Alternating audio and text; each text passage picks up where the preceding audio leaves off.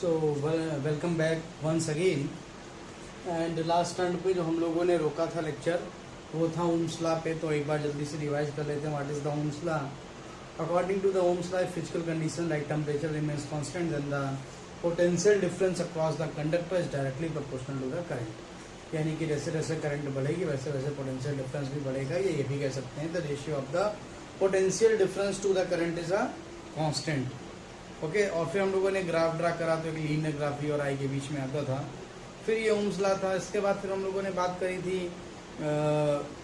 Non linear characteristic of Ohm's law, यानी कि जब हम किसी इलेक्ट्रिक बल्ब की बात करते हैं तो इलेक्ट्रिक बल्ब की जब हम लोग बात करेंगे तो अगर आप उसको एग्जाम्पल के लिए ले लें तो आप जानते हैं कि थोड़ी देर जब उसको इलेक्ट्रिकल एनर्जी मिलती है तो वो हीट हो जाता है, हीट होने लगता है। या फिर हम किसी जो है एक टॉर्च की बात करते हैं तो टॉर्च का अगर जो कोई बल्ब है अगर काफ़ी देर तक जलता रहे तो आप देखते हैं उसका जो है टेम्परेचर बढ़ता है। टेम्परेचर बढ़ने का मतलब ये है कि V और I कांस्टेंट नहीं है, यानी कि रेजिस्टेंस कांस्टेंट नहीं है। ये नॉन लीनियर कैरेक्टरिस्टिक इसका ग्राफ बनाया था। ऐसी कंडीशन में हम लोग डायनेमिक रेजिस्टेंस की बात करते हैं क्योंकि वहाँ पर लगा के तार क्या होता है, करंट के साथ जो वोल्टेज उसका फ्लक्चुएशन होता है। इस वोल्टेज और करंट के फ्लक्चुएशन के कारण जो आपका जो रेजिस्टेंस है वो क्या करता है, वेरी करता है। That is why we will take dynamic resistance. ठीक है, तो हम लोग क्या लेंगे, डायनेमिक रेजिस्टेंस लेंगे जब बात होगी नॉन लीनियर कैरेक्टरिस्टिक की, यानी ऐसे सर्किट यहाँ पे ओम्स लॉ फॉलो नहीं करता है। और ये तब होता है जब कहीं पर करंट क्या हो जाए, उसकी वैल्यू बहुत ज़्यादा हो जाए। Right now we have next topic, derivation of Ohm's law. यानी हमें ओम्स लॉ को डेरिवेशन करना है। और ओम्स लॉ का डेरिवेशन करना बहुत आसान है। फ्री इलेक्ट्रॉन मॉडल के बेसिस पे करते हैं। डायग्राम बनाया है। इस डायग्राम में आप देख रहे हैं कंडक्टर है। कंडक्टर में हमने एक बैटरी जोड़ी हुई है। बैटरी जैसे जोड़ेंगे तो आपको मालूम नेगेटिव टर्मिनल से इलेक्ट्रॉन पॉजिटिव टर्मिनल की ओर ड्रिफ्ट करेंगे, है ना, वीडी वेलोसिटी के साथ में। हमने मान लिया वीडी वेलोसिटी से क्या करना है, ड्रिफ्ट करने एरिया ए मान लिया है। और जो हमने लेंथ ले ली है कंडक्टर की वो स्मॉल एल ले ली है। पोटेंशियल डिफरेंस पर कैपिटल V अप्लाई कर रहा है और करंट जो फ्लो कर रही है वो कितनी फ्लो कर रही है, स्मॉल I करंट फ्लो कर रही है। अब अगर हम लोग बात करें तो जैसे ही आप क्या करेंगे कि एक यहाँ से डायग्राम को ध्यान से देखिए, जैसे ही आप बैटरी से कनेक्ट करेंगे इस कंडक्टर को तो इलेक्ट्रॉनों में क्या होगा, एक्सेलरेशन होगा। क्यों? क्योंकि न्यूटन का second law equal to ma। ठीक है, from figure and by Newton's second law in the presence of potential difference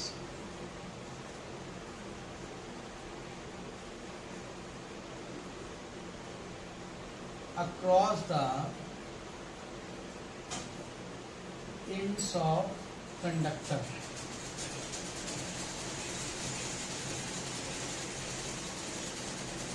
electrons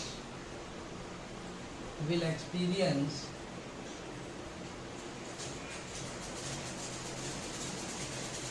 an acceleration।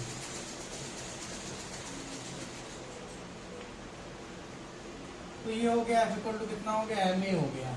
और इसको आप लिख सकते हैं ये अपॉन कितना हो गया, F अपॉन m हो गया। ठीक है ना। अब चूंकि आपको मालूम है कि यहाँ पर जो फोर्स लग रहा है, इलेक्ट्रिक फोर्स लग रहा है, तो इक्वल टू QE होता है। अब चूंकि आपको ये भी बात मालूम होनी चाहिए कि इलेक्ट्रॉन है तो इलेक्ट्रॉन पे चार्ज स्मॉल e होता है, तो small into capital E upon कितना हो गया, m। आप ब्रैकेट में चाहें तो लिख सकते हैं since F equal to QE equal to small e into capital E। ठीक है, तो ये small e equal to E upon m हो गया। This is the acceleration experienced by electrons. और इसको आप दूसरे फॉर्म में भी लिख सकते हैं। इसको आप चाहें तो EV अपॉन ml भी लिख सकते हैं। अगर आप सोचेंगे ऐसा क्यों, क्योंकि आपको मालूम होना चाहिए V अपॉन एल, E की वैल्यू जो है, अगर L लेंथ है कंडक्टर की तो इक्वल टू कितना हो जाता है, V अपॉन एल हो जाता है। ठीक, तो equal to EV upon ml आगे इसको इक्वेशन नंबर आप 1 मान लीजिए। वी ऑल्सो नो दैट, आपको हमने बताया था कि जो ड्रिफ्ट वेलोसिटी की वैल्यू है वो a टाउ के बराबर होती है। ये हमने बताया था।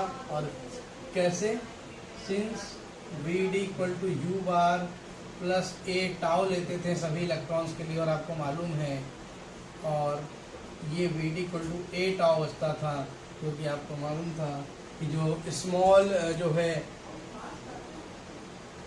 यू था वो कितना हो जाता था, 0 हो जाता था। ठीक है, क्लियर हो गई बात।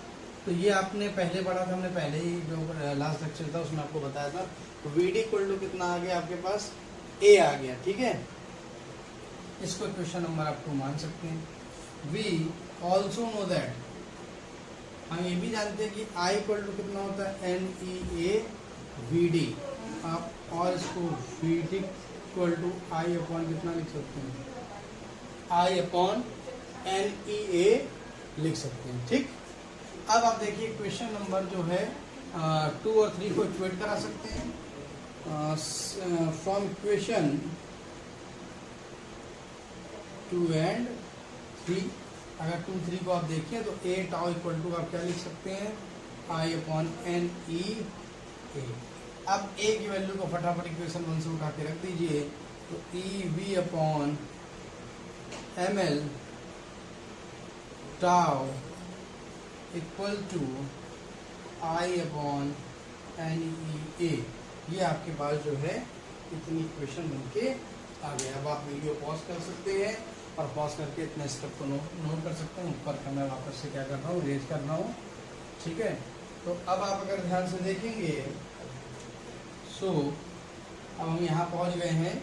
तो आप देखिए v और i को हमें आमने सामने रखना है। तो v equal to M l, ठीक है, upon N E square A. ठीक है, और ये आ जाएगा आपका कितना, टाउ, और इनटू कितना हो गया, आई। ये देखिए v equal to M L upon N E square A into tau into I. ठीक है, अब ये जो पूरा टर्म है, ये पूरा टर्म कांस्टेंट है, where m L upon N E square A tau equal to constant, और आप इसको क्या कह सकते हैं, से आर कह सकते हैं। कांस्टेंट क्यों है, मास ऑफ इलेक्ट्रॉन्स कांस्टेंट होगा, लेंथ फिक्स होगी एक्सपेरिमेंट के लिए, एरिया फिक्स होगा, number of electrons per unit volume fix होंगे, फंडामेंटल चार्ज फिक्स होगा, रिलैक्सेशन टाइम एवरेज लेते हैं। तो आ गया। ठीक, अब आप इसको देखिए, तो जो हमें बात प्रूव करके लानी थी वो बात हमने यहाँ पर प्रूव कर दी। कैसे, इसको क्वेश्चन नंबर आप जो है मेरे ख्याल से 4 होगा, क्वेश्चन नंबर 4 आप कर लीजिएगा। So that v equal to कितना हो गया, r इंटू कितना हो गया, i, और v upon I equal to r, जो कि क्या है, एक कांस्टेंट है। यही ओम्स लॉ होता है। हेंस प्रूव, तो प्रूव करना था, प्रूव कर दे, this is the Ohm's law. बहुत सिंपल सा है, बहुत इंपॉर्टेंट है, आप इसको पॉज करके नोट कर सकते हैं। So the next topic is specific resistance, and how can we define specific resistance. Within the conductor at any point, ratio of intensity of electric field to the current density is known as specific resistance। यानी कि बहुत simple सा है, मैंने बहुत simple बना दिया इसको। यानी कि ratio of intensity of electric field हो गया आपका, और to the current density is known as the specific resistance. यानी कि rho equal to E upon J हो गया। अब ई की वैल्यू आपको मालूम है वी बाई एल होती है, जे की वैल्यू आई बाई ए होती है। यानी कि रो की वैल्यू जो है V upon L into upon I upon A हो गया। आपने v अपॉन आई को अलग कर दिया, ए बाई एल हो गया। यानी कि रो की वैल्यू आपकी आ गई R A by l, since R equal to कितना होता है, वी बाई आई। अगर आप ए को यूनिट कर दीजिए, ये देखिए यूनिट कर दिया आपने, एल को आपने यूनिट कर दिया, तो रो भी कितना हो जाएगा, 1 ओम मीटर आ जाएगा। और अगर हमें डायमेंशन निकालनी हो तो एम एल क्यूब टी पर माइनस 3 8 पर माइनस 2 होता है। सो this is the specific resistance used for particular length and area for a conductor. अब इसके बाद अगली डेफिनेशन आती है स्पेसिफिक कंडक्टेंस की। बहुत सिंपल है, reciprocal of specific resistance is called the specific conductance. यानी कि सिग्मा से रिप्रेजेंट करते हैं, sigma equal to 1 upon rho. तो 1 अपॉन रो की वैल्यू ये आपने पुट कर दी, तो ये देखिए एल अपॉन आर ए आ गया। अब इसकी अगर यूनिट एंड डायमेंशन अगर हम लोग निकालेंगे तो ओम इंटू मीटर का इन्वर्स हो गया, एन की power -1 L power -3 T cube A square, इसका जस्ट जो है अपोजिट हो जाएगा, रेसिप्रोकल हो जाएगा। So this is the specific resistance and specific conductance. Now we are going to establish the relation between the specific conductance and the current density and electric field. So let's move on the derivation of the formula for relation between current density, specific conductance and electric field. So we know that sigma equal to 1 upon rho, and also we all know that rho की value होती है E upon J। तो आप इसको क्या लिख सकते हैं, J upon E लिख सकते हैं, सिंस आप जानते हैं rho इक्वल टू कितना होता है E upon J, है ना। देयरफॉर अगर आपको वैल्यू निकालनी हो J की, तो J की वैल्यू आ जाएगी sigma into E. This is the relation between current density, specific conductance and electric field, which is very important and so many numericals we can solve with the help of this formula. So next topic is carbon resistance, एंड उसको मैं बहुत जल्दी आपको समझाने वाला हूँ। उसकी कलर कोडिंग और कार्बन रेजिस्टेंस का यूज हम लोग क्यों करते हैं। Okay, so the next topic is carbon resistance and color coding. First आपको समझना है कि कार्बन रेजिस्टेंस का यूज हम लोग क्यों करते हैं। एक्चुअली भी क्या होता है कि करंट की जो हमें नीड है वो बहुत कम से लेके बहुत ज़्यादा की है, यानी कि कहीं जहाँ पर ज़्यादा करंट चाहिए वहाँ पर रेजिस्टेंस बहुत कम होना चाहिए कंपैरेटिवली, और जहाँ पर बहुत कम करंट की ज़रूरत है वहाँ पर जो है रेजिस्टेंस की वैल्यू क्या होनी चाहिए, ज़्यादा होनी चाहिए। यानी कि ओम से लेके मेगा ओम तक का रेजिस्टेंस वेरी करता है, और इतनी बड़ी वैरायटी आपको कंडक्टर जनरली जो आपको अवेलेबल है उससे रेजिस्टेंस का काम नहीं बन सकता है, क्योंकि देन फिर वो आप जो फार्मूला यूज करेंगे रो इक्वल टू RA/L, उससे आप समझ सकते हैं कि स्पेसिफिक रेजिस्टेंस किसी पार्टिकुलर वायर का हमें बढ़ाना है तो फिर हमको एरिया बढ़ाना होगा, ठीक है, लेंथ उसकी कम करनी होगी। तो ये सब टिपिकल चीज़ें हैं। सो ऐसे में बात आती है कार्बन की। कार्बन एक बहुत इंपॉर्टेंट एंड बहुत बढ़िया एक तरीके से रेजिस्टेंस का काम करता है, और ये बहुत छोटे से फॉर्म में आपको मिलेगा, जो कि कई किलो ओम से लेके या कई ओम से लेके कई मेगा ओम तक की वैरायटी में बटा हुआ होता है। और इस कार्बन रेजिस्टेंस को आप किसी भी तरह के चार्जर में या डिफरेंट टाइप के आपके टॉयज वगैरह हैं उसमें आप देख सकते हैं। उसमें एक स्पेसिफिक चीज़ होती है, this is the colour coding. तो एक कलर कोडिंग होती है, उससे आप पहचान सकते हैं कि जो रेजिस्टेंस लगा हुआ है किसी सर्किट में वो कितना है। एग्जाम्पल के लिए आप यहाँ पर देखिए तो मैंने लिखा हुआ जो है ये है कलर, जो है फिर उसके फिगर लिखे हुए हैं, ये कलर, ये फिगर और उसके मल्टीप्लायर है। जो फिगर है उसमें ये फर्स्ट एंड सेकंड बैंड है, और जो थर्ड बैंड है वो मल्टीप्लायर है। फिर उसका आप कलर देखेंगे तो आपने लिखा है BB, Roy, great, boy, very good, white. ये इसको याद करने का एक तरीका है। तो अगर हम लोग बी की जब बात करने लगते हैं तो बी का मतलब होता है ब्लैक, ठीक है।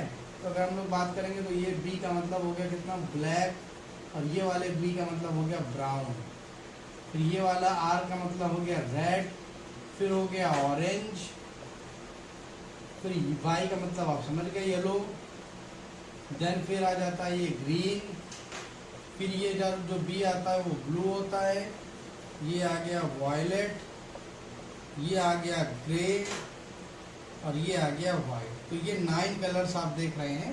तो 1 2 3 4 5 6 7 8 9 10, तो ग्रे तक 9 और वाइट को मिला के हो गया 10।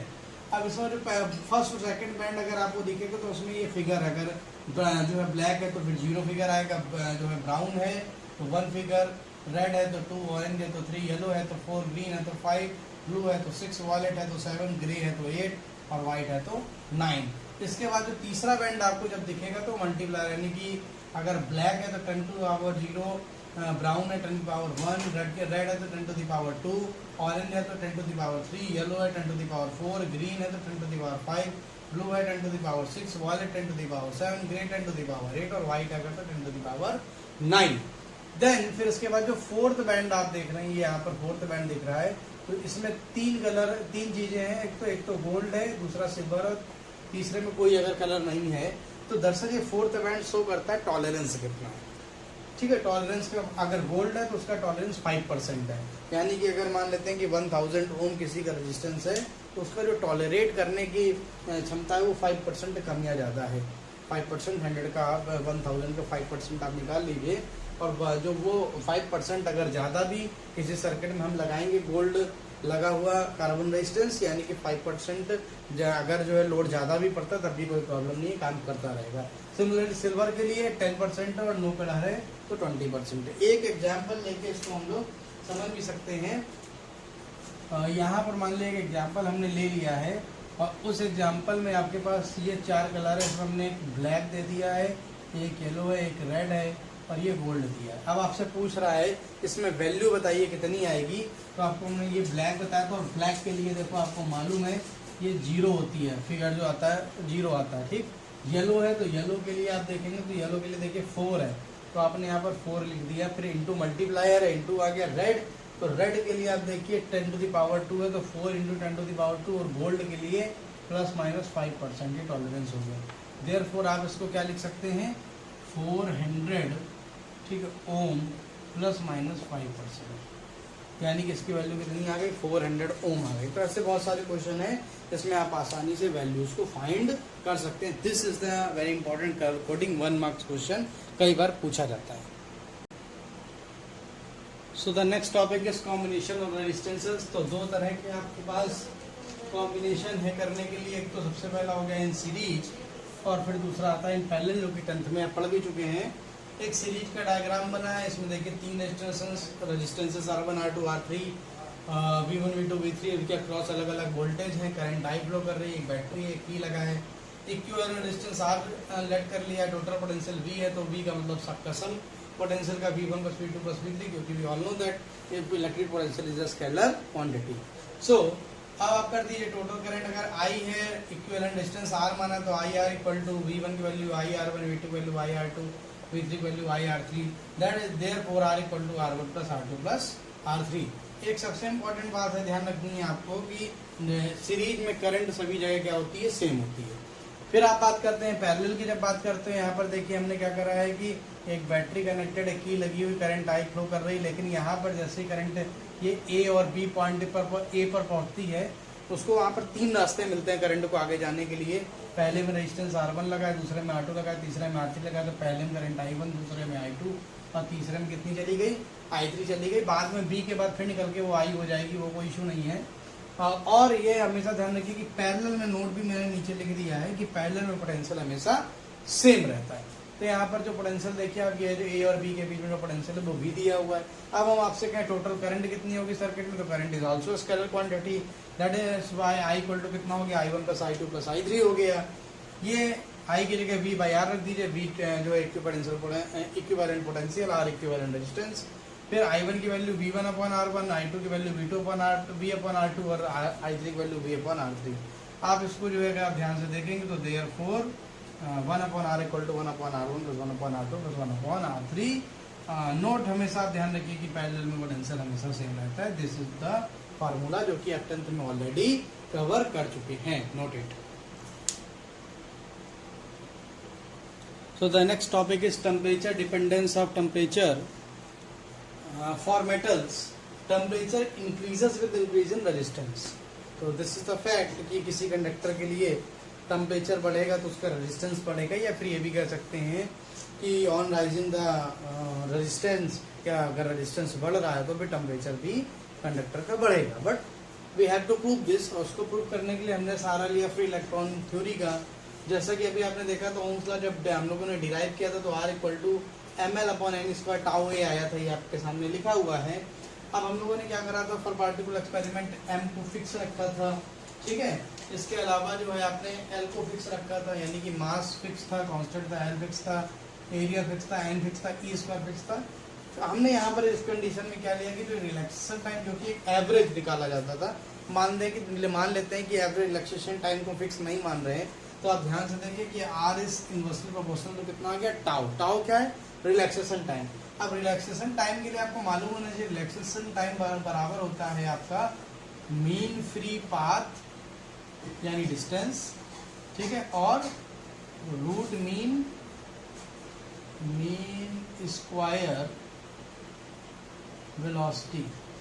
तो ये जो इलेक्ट्रॉन्स का मीन फ्री पाथ और रूट मीन स्क्वायर वेलोसिटी का जो रेशियो है वही रिलैक्सेशन टाइम आता है। जस्ट आपने फार्मूला जो कि पढ़ा, स्पीड बराबर डिस्टेंस अपॉन टाइम, तो distance equal to speed upon जो है time equal to distance upon speed, तो lambda upon V R M S. तो आप देखिए ऊपर वाली क्वेश्चन में अगर वापस ध्यान से देखेंगे तो अब R is directly proportional to the v R M s lambda.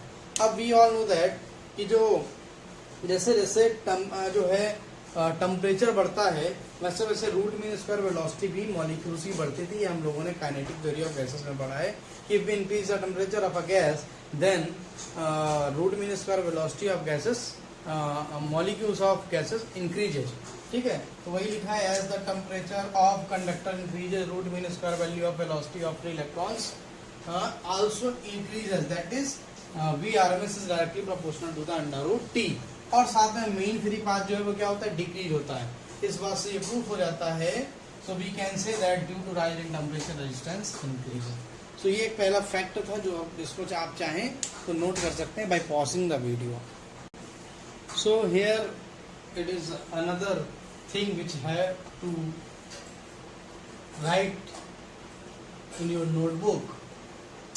Are T equal to R not one plus alpha T एक और फार्मूला है। आपने लीनियर जो है कॉफिशिएंट पढ़ा हुआ है, सुपरफिशियल कॉफिशिएंट ऑफ एक्सपेंशन पढ़ा है, वॉल्यूम या क्यूबिकल कॉफिशिएंट ऑफ एक्सपेंशन पढ़ा है क्लास 11 में। सिमिलर वे पे कि अगर मान लेते हैं टी डिग्री सेल्सियस पे जो है रेजिस्टेंस आर है, आर टी है, जीरो पे आर जीरो है, then one plus alpha T एक इसको फार्मूले का फॉर्म दे सकते हैं। केवल फार्मूला में नोट करना ही है, आपको ध्यान भी रखना है।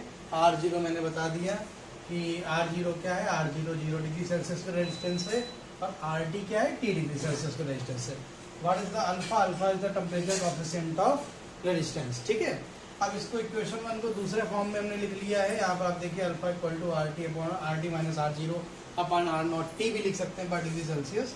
अब यहाँ पर देखिए आर जीरो 1 उनको लेट कर ले, अगर टी 1 डिग्री सेल्सियस मान ले तो ये जो अल्फा है यानी कि जो टेम्परेचर कोएफिशिएंट ऑफ रेजिस्टेंस है वो डिफरेंस इन रेजिस्टेंस के बराबर आ गया, यानी कि टी डिग्री सेल्सियस पे जितना रेजिस्टेंस होगा माइनस 0 डिग्री सेल्सियस पे जो रेजिस्टेंस होगा। अब for most of the metals ये देखा जाता है कि अल्फा की जो वैल्यू है वो 1.273 पर डिग्री सेल्सियस आती है। तो आप इसको इक्वेशन 1 में आप पुट कर दीजिए कि इक्वेशन 1 में पुट कर दिया गया इस वाली इक्वेशन में। तो R T equal to R not 1 और अल्फा की जगह देखिए आपने जो है 1.273 रख दिया। तो अब ये आर नॉट बना रहेगा, ये देखिए 273 प्लस टी आ गया अपॉन 273। और आपको मालूम है केल्विन टेम्परेचर होता है कैपिटल टी, 273 में अगर टी डिग्री सेल्सियस ऐड कर दिया जाए तो इसको एब्सोल्यूट टेम्परेचर भी कहते हैं। तो देखिए R not into T upon 273 बन गई, ये आर टी की वैल्यू यहाँ पर आई। और इसी इक्वेशन को ऐसा भी लिख सकते हैं R T is directly proportional to the T, R zero को कॉन्स्टेंट 273 न्यूमेरिकल वैल्यू है, तो R T is directly proportional to the कितना आ गया टी। सो वेरी इंपॉर्टेंट ये सेकंड टेम्परेचर डिपेंडेंस हो कर रहा है कंडक्टर के लिए। इसके अलावा हम लोग जब अलॉयस की बात करते हैं तो अलॉयस का भी जो है टेम्परेचर जो है रेजिस्टेंस बढ़ने के साथ साथ बढ़ता है, या जो है रेजिस्टेंस बढ़ने के साथ साथ टेम्परेचर बढ़ता है, या टेम्परेचर बढ़ने के साथ साथ रेजिस्टेंस बढ़ता है। लेकिन कंपेरेटिवली प्योर मेटल्स जो होते हैं कंडक्टर्स होते हैं उनके कंपेयर में ये जो एक तरीके से रेट है वो कुछ कम होता है। ठीक है, ये आपको ध्यान में रखना है। देन इसके अलावा एक और इम्पोर्टेंट बात है कि सेमीकंडक्टर जो कि सेकंड बुक का लास्ट चैप्टर है पढ़ेंगे। सेमीकंडक्टर्स में यहाँ पर कंडीशन बदल जाती है कि on increasing the temperature resistance decreases.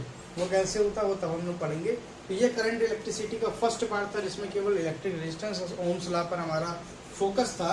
अब इसका जो नेक्स्ट पार्ट है उसमें इलेक्ट्रिक सेल है, देन फिर सर्किट्स है, इसके अलावा किरचॉफ्स लॉ वगैरह आएंगे। और नेक्स्ट वीडियो में उससे रिलेटेड सारी बात करेंगे। Right now you can pause the video and note it down.